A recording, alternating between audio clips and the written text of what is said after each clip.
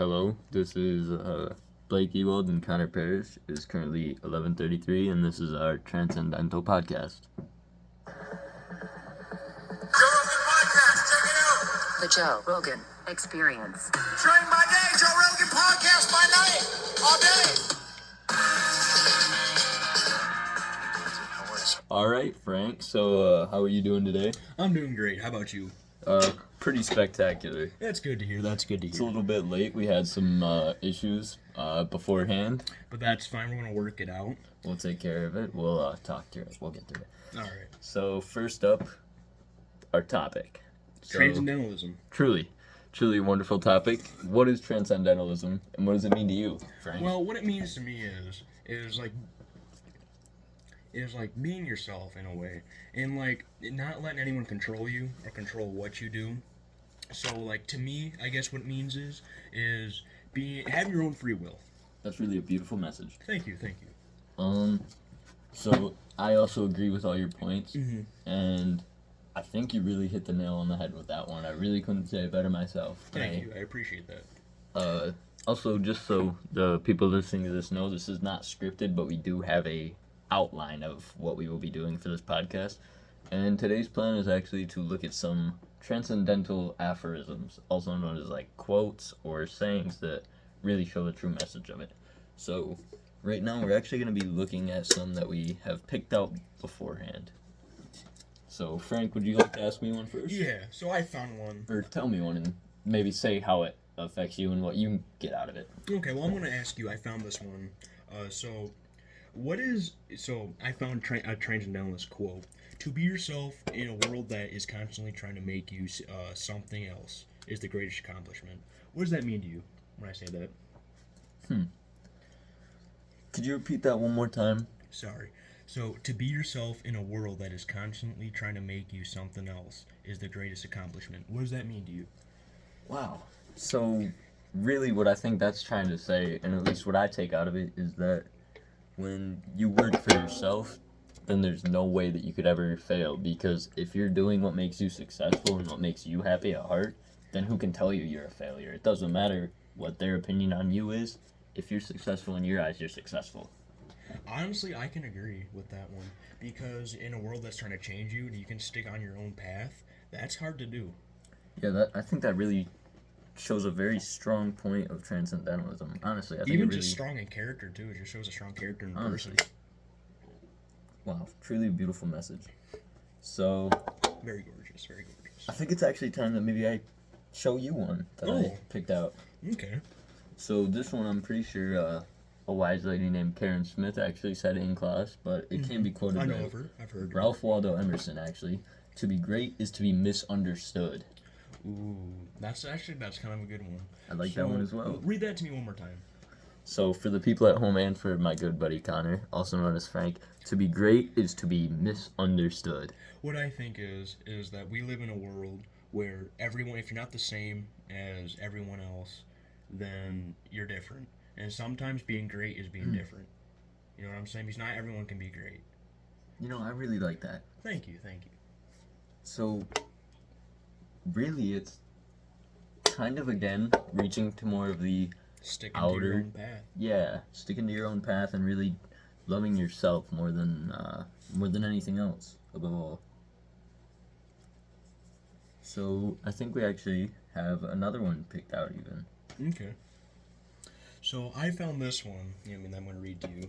So, unless you're trying to do something beyond what you've already mastered, you'll never grow. Whoa. I don't know, that one's a deep one. You know, this one, for anybody that lifts, I can actually connect this. So, there's something called progressive overload, where you progressively add more and more weight. And this is like... Interesting. This is very much the same thing. If you never try harder, you'll never get better. If you never go against harder competition, you'll never rise to it. Honestly, I can relate to that one too, even with wrestling. Like, I mean, I'm in the 190 weight class, but, during practice I wrestled James McArdle. He's a heavyweight. Oh, yeah. He weighs literally 100 pounds heavier than me. And in a way, that gives me a sense of confidence too, because if I can, wrestle someone that has that much of an advantage on me, imagine what I can do to someone that is at the same level as me. Truly.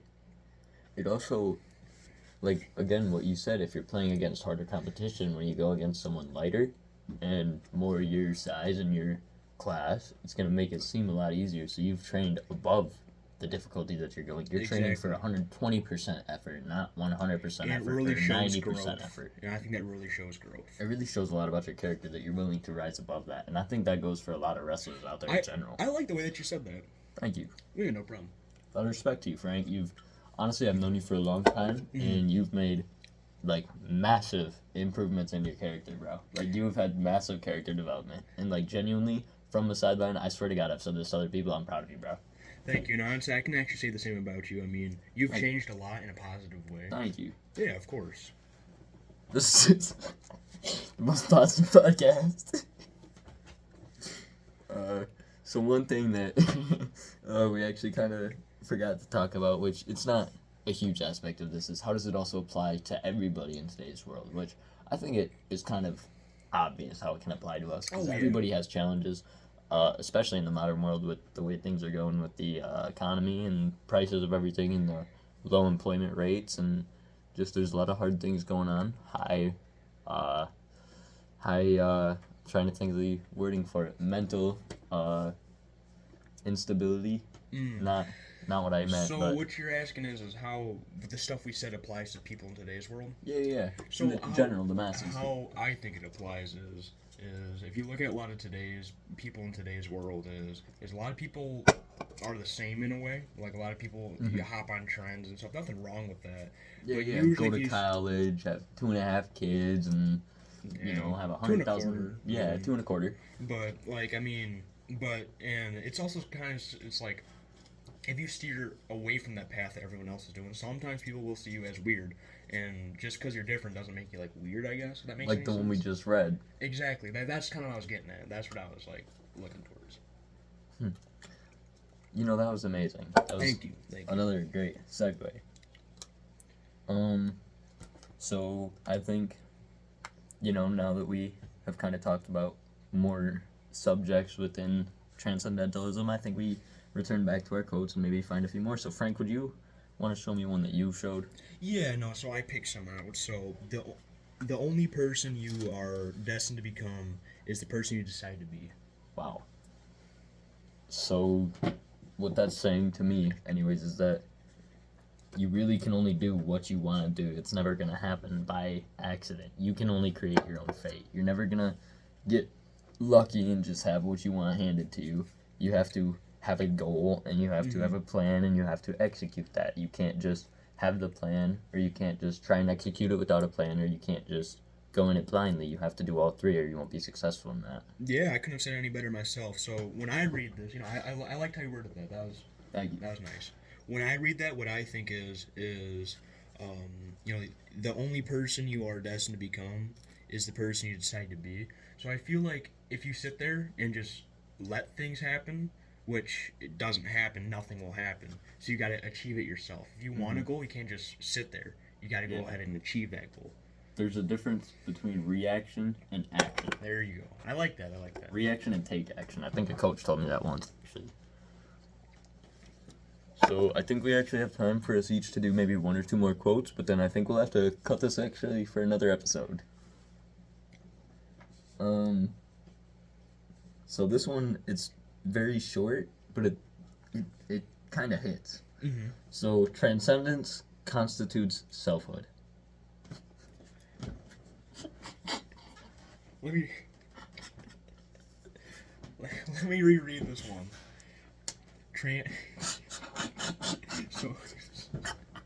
So what I see when you say that is I think like when you like in a transcendentalist like mindset, if you go out, do your own thing, and discover who you are, that's what it is. It's discovering who you are and what you truly want in life.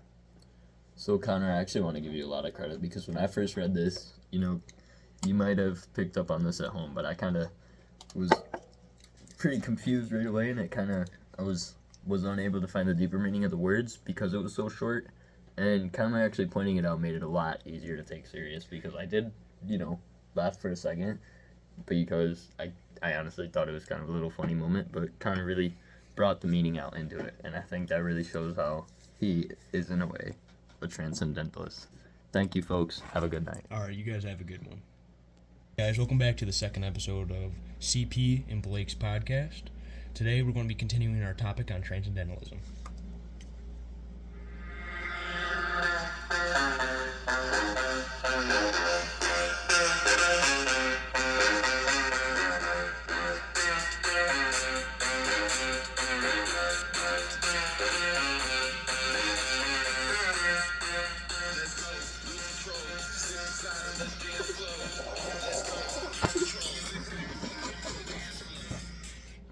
Alright guys, so we're back with another episode of Connor and Blake's podcast on transcendentalism. So I think I found some more affirmations that sorry, not affirmations. My bad, I'm sorry about Silly that. guy. We all make mistakes. Some more quotes and sayings about transcendentalism from different poets and writers. So I'm gonna hit you with this one that I found. Hit me with it, Frank. I'm hitting you with it. So we need more tonic of the wildness. We can never have enough nature by Henry David Thoreau. Ooh, I really like that one, Connor. As you know, I actually love hiking and outdoor activities like fishing and hunting. And I know you also enjoy those. We've done those together. We've partaken in duck hunting a few times together, actually. We've also, I believe, went on a hike together before. And, you know. Yeah, no, I hike with my friends all the time. I mean, like, you know, we go on these night hikes. It's really fun. But continue. Sorry for interrupting. Back to what I was talking about.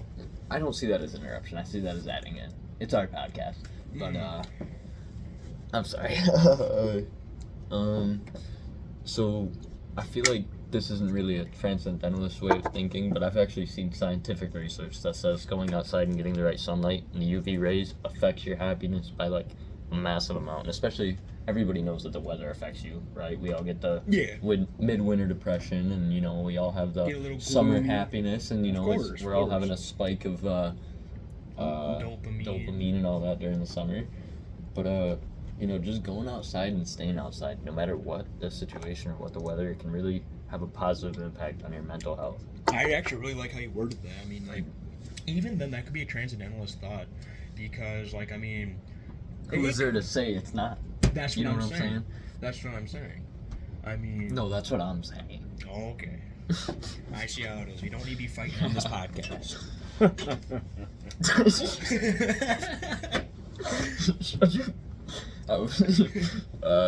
So now I'm gonna hit you with one from Facebook. It's actually from Lao Tzu, but I don't think it's his Facebook account. The greatest gift you have to give is that of your own self-transformation. So at least to me, what I take out of that is that to make anyone else happy and to love anyone else, you can't love anyone else until you love yourself. Ooh, I like that one. Until you figure yourself out, you can't give the world the best of you. And if you're not giving the best of you, you're robbing the world of the best of you. That was deep.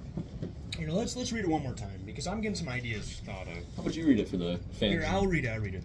The greatest gift you have to give, that of your own self-transformation. Sorry about that. It's really dark in here. It's hard to see. So how I see it is progression within yourself. So basically, you want to achieve something, you know, I mean, get stronger, faster, smarter, or even just better discipline, like cleaning your room, waking up on time, stuff like that. I mean, that goes a long way and helps out with your day. Like waking up, you know, making your bed, eating some breakfast, and stuff like that. In the long run, that's really going to change yourself, and you're going to feel better about yourself. And other people are really going to notice that, too. Yeah, and transcendentalism is all about change, and you're changing your habits, you know, changing, your bad habits into nice habits, so... You know, in our previous episode, this is referred to a callback in the industry, but our previous episode, we both kind of got into a deep moment that obviously was unscripted, as is all of the podcasts. But we got into a moment where we were both talking about how we both seen massive improvements because we used to be closer than we were. And, you know, I think that's very obvious of this quote exactly, is that we both went on our own self-redemption journey, in a way. And then when we came back and we both kind of noticed that we've been making these massive improvements to ourselves, I feel like it really showed to each other that we were both people that had improved. Conquer and divide. That was a great way to word it. Thank you, Blake. No problem, Frank. Now I'm going to hit you with this one that I found. This one I really like. So I found this one, And let me find it real quick. It's taking me a second. Sorry, It's we all good. looked through a bunch of these. So this one I found I actually really like is what you do speaks so loudly I cannot hear what you say. So actually you start since I asked you first. You start. So, in case you didn't pick up on this one at home, what you do speaks so loudly that I cannot hear what you say. So this really is trying to say that your actions speak louder than words, and really, not. There's another quote I'm trying to think that would kind of piggyback off this, and I'm pretty sure I don't want to misword it, but now I completely forgot. Actions speak louder than words, but rarely as often. Ooh, I like that. I was actually just about to say something like that. As actions speak louder than words. I can say something, but that won't mean anything until I do something. But rarely as often. You will not go noticed because the loudest person in the room will always be getting noticed, but the person in the back making the biggest improvements quietly is the one making the biggest improvements. I like that. And that's the one that people are going to notice in the end. Not the one saying, look at me, but the person getting looked at. And I can even see how this can be. I see how this is transcendentalist to me because, like, you can say I'm going to change. You can say I'm going to go out in the woods and build a cabin and live by the lake alone. But then do it. You know what I'm saying? Live up to your words. Yeah, really. Hit me with one that you picked out. Alright, Connor, well, so we've kind of been going into some, big worded, maybe kind of harder ones, kind of have to decipher. Let's go into one that maybe is a bit more on the surface. Life is a journey, not a destination. Live the route, not the end goal. Because if you can't enjoy yourself now, you're not going to be happier with the object you receive in the end.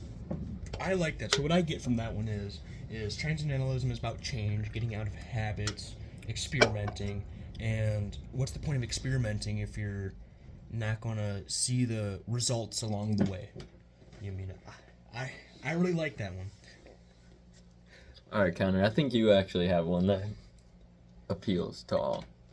So this one I kind of went for more of a I don't even know. I just thought it looked interesting. So every oak tree started out as a couple of nuts.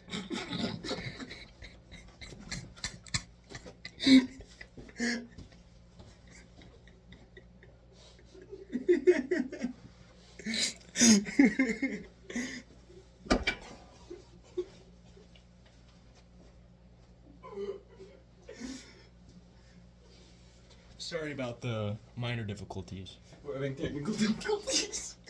So every oak tree started out as a couple of nuts who stood their ground. Sorry, I think our audio is breaking up. For the audio listeners at home, I think our visual also went out for a moment there too. I just fixed it, I'm sorry. A couple of cords were unplugged. Sorry, let's try this again. Every oak tree started out as a couple of nuts who stood their ground. So what I see with this one is you know how you get big oak trees, how they're like big and tall and stuff like that?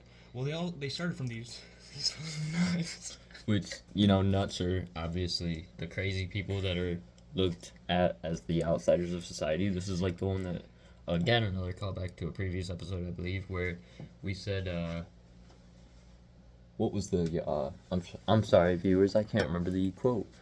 To be successful is to be mistaken. Oh, no, to be successful is to be, I think to be yourself. It's like that.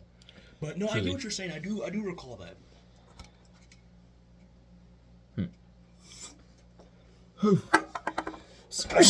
All right, do you want to hit me with one? I'm gonna hit you with the COVID shot. Sorry.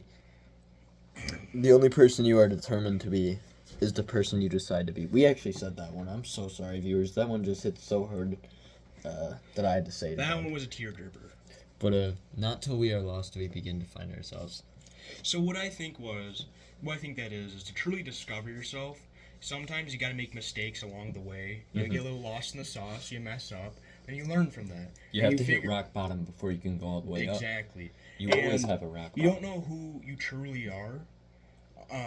You figure out a person who they are by the actions they make when they're in a tough situation. You know what I'm saying? You get what I'm picking up. You get where I'm coming from? No, seriously. When you get down into the pressure, and that's really what makes people. That's when you find their boil points. And how they react on that is what I think truly makes a person and who they truly are. Well, guys, another beautiful, beautiful, beautiful podcast. Frank, I think we did good. I think we did. All right, you guys have a good one. See ya.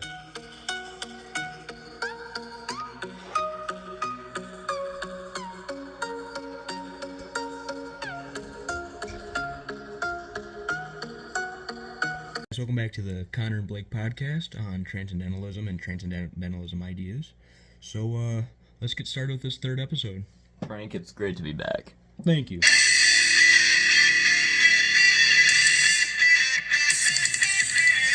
So, Frank, let's start this off hot. Let's start off with some hard-hitting ones. Okay. I'm gonna have to deep Hit me with it. hard into my mind. Dare to live the life you've dreamed for yourself. Go forward and make your dream come true. Ooh, I like that one. So I was really focusing on the word dare on that one because a lot of people are afraid of change, and a lot of people are afraid to change into something that they're not already, or they're afraid of being different, which is the opposite of transcendentalism. Truly. So I feel like that one is I see that, and I feel like this kind of connects to probably a lot of people, but not connects, but people wish they could feel this way, because I feel like a lot of people live the life their parents want them to, and not the life they want to live. I agree with that. It's like, why should you go to college if you don't need to go to college or don't want to? If it's okay to just start in the workforce. Mm-hmm. All right. Especially I have one now for when you. College debt can go so much. Oh, yeah, no, it's so much more expensive. Okay, so this one I found is how exactly... Oops, one second, that's the wrong one. Sorry about that, guys. Technical difficulties. So, that's my bad. We all make mistakes. So, spring is nature's way of saying, let's party.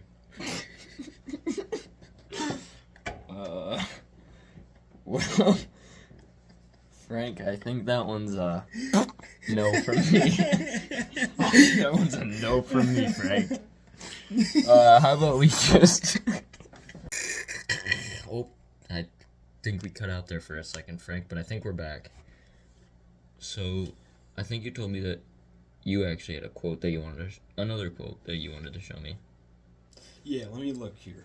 So there are 1,000 hacking at the branches of evil to one who is striking at the root. What does that mean to you when I say that? Could I actually take a look at that one? You can. So, sometimes, at least for me, when I'm reading a quote, and I don't fully comprehend it the first time, I try to read it a few times slowly, and then just one time vaguely, and usually I kind of get it. So I'm going to start with the first little stanza there.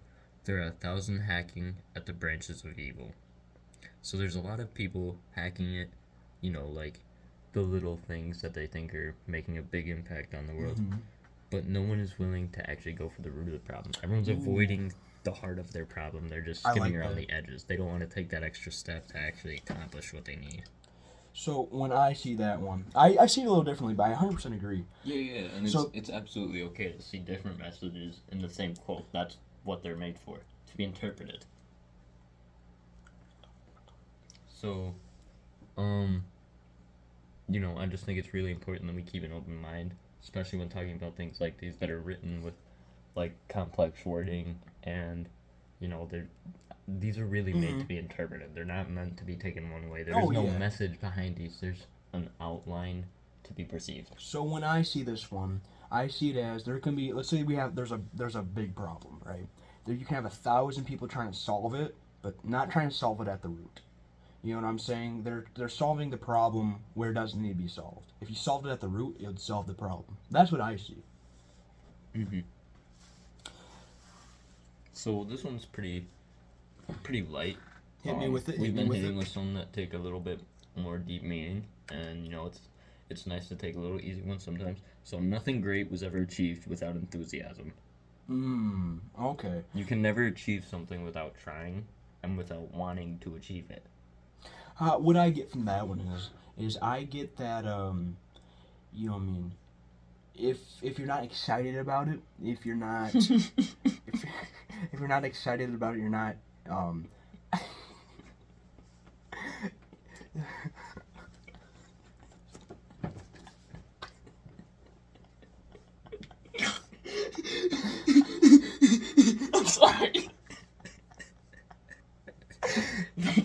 Nothing.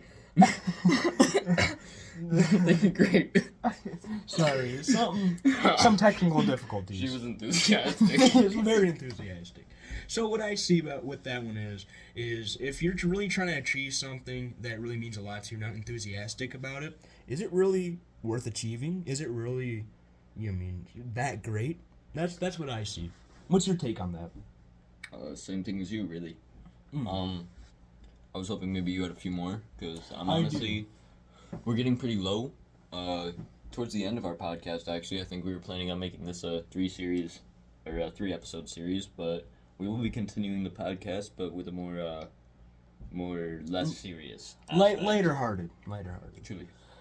So the one I have is that it will never come again is what makes life sweet. Dwell in possibility and find ecstasy in life. There are more sense in living is joy enough.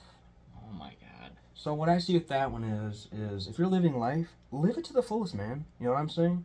Live it so that Don't live with regret. You're never gonna live the moment again. You're in the moment. That's true. You only have one life, truly. You might as well enjoy it while you can. The present is now, the past is gone, and the future is undetermined. And I think that really ties in transcendentalism, because transcendentalism is about change. You don't know what life you really want to live if you don't, experiment and try things out. There's a quote I really like, and it's from a very famous person. The past is history. The future's a mystery. The present is a gift. That's why they call it the present. Master Oogway. I like that. I really do. Thank you. So now I actually do have one more, and this is actually another Emerson quote. Know then that the world exists for your build, therefore, your own world. So you're here, you're in your mind, you're in your life. It's your world. No one else is here. You're the movie. You are the character. You're the main character in your movie. You're him. This is your life. You are Himothy. You are the Rizzler. You are the Sigma Giat. You are Freddy Fazbear. So Any fool can make a rule, and any fool will mind it. Any fool can make a rule, and any fool will mind it. Fools follow rules. The rules are meant to be followed by sheep. rules are meant to be broken. Be a transcendentalist. Go your own path. Don't let anyone stop you. Rules are there to stop Iron Mike transcendentalists from being cool. So don't be a fool. Get a pull. If rules didn't exist, all transcendentalists would be kick-flipping off sharks in the middle of the Antarctic. But guess what? There's laws. Boo laws. I was not born to be forced. I will breathe after my own fashion. Let us see who is the strongest. I like that one. That one's really just kind of like, before we get into things, I feel like a lot of people take transcendentalism as being selfish and stuff like that. I really don't feel like it's selfish. Selflessness. I feel like it's more or less being one with yourself, trying to figure out who you are and what you want to do. You can't love anyone else until you love yourself, and what if that's what it takes to love yourself, is finding yourself. That's true. How do you love what you don't know? Like in a previous episode, sometimes you gotta... I don't remember. It is 12:23 a.m.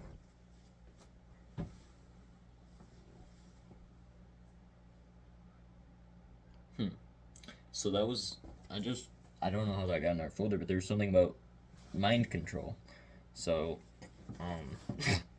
I found the right quote again.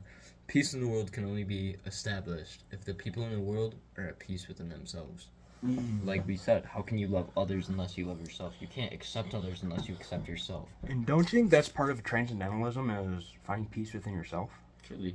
If you think negative about yourself for certain features that you may have or certain aspects of you, and somebody else has those same aspects, doesn't that mean that you hate them too? Ooh, what if it's more But it like... doesn't. So then why do you hate yourself for those features? Because it's yourself. But Exactly. other people don't notice that. That's what part of transcendentalism is finding yourself and finding how to change. Change in a positive way. Truly. Who's gonna carry the boats? You don't know me, son. Shallow men believe in luck or in circumstances. Strong men believe in cause, effect, and sigmas. That was pretty alpha male of you to say. That was That- pretty David Goggins Sigma Gap. Honestly, dude, I feel like I'm the best Rizzler with the biggest gat here. I think you are the Skibbity Gap Rizzler. Thank But you. I think what this quote is trying to say, really, another Ralph Waldo Emerson quote, actually, is that shallow men, people that don't want to put in effort, believe in luck or circumstances, and they look at people that have success and think, well, that person has it. He was born into it, or well, he got handed it. No, they probably started out just as bad as you, if not worse. But they developed a strong character over the time. Strong men believe in cause and effect because they see it, because they are the cause. They allow themselves to cause their life to change. What I really like about this is I've realized that a lot of this is looping together. Like, we're talking about a lot of these transcendentalism thoughts and transcendentalism ideas, and they're, we're constantly going back to previous episodes and stuff like that. Have you noticed that? I have. Okay. Just making sure I wasn't the only one. Truly. Guys, this has been an absolutely banging time. amazing podcast. I've had a great time. I did too. This was fun. Guys, I hope you have a wonderful night. I'm looking forward to getting some very relaxing sleep, maybe turning on some piano melodies and enjoying the evening. All right, guys. You guys have a good one. See ya. So let us play something light for you to enjoy the evening.